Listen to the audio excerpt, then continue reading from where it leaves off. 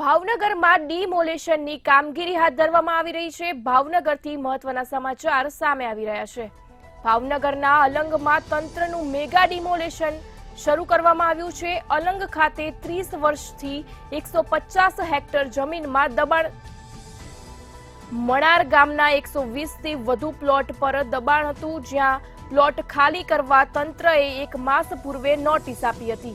35 જેટલા પ્લોટ ધારકો મુદ્દત માટે કોર્ટના સહારે પહોંચ્યા હતા, પરંતુ મુદ્દત નહીં મળતા તંત્ર દ્વારા કાર્યવાહી શરૂ કરવામાં આવી છે। તંત્ર દ્વારા પોલીસ કાફલા સાથે ડિમોલેશનની કામગીરી હાથ ધરવામાં આવી છે। ભાવનગરના અલંગમાં તંત્રનું મેગા ડિમોલેશન શરૂ કરવામાં આવ્યું છે।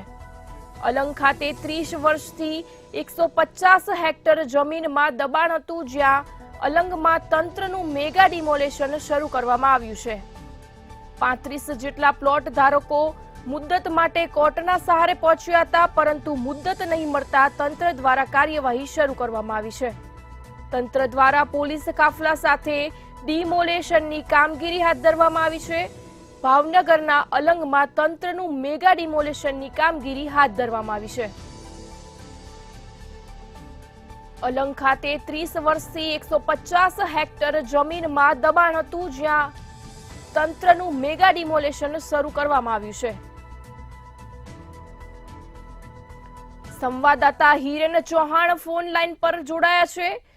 ભાવનગરના અલંગમાં તંત્રનું મેગા ડિમોલેશન શરૂ કરવામાં આવ્યું છે, શું છે વધુ વિગતો? ચોક્કસ જણાવી દઉં કે એશિયાનું સૌથી મોટું શિપ બ્રેકિંગ યાર્ડ અલંગ, જ્યાં આગળ તંત્ર દ્વારા જે મેગા ડિમોલેશન એટલે કે ગુજરાતનું સૌથી મોટા મેગા ડિમોલેશન આને કહી શકાય। 2000 કરતા પણ વધારે વીઘા જમીન છે તેને ખુલ્લી પાડવા માટે તંત્રએ 30 વર્ષ બાદ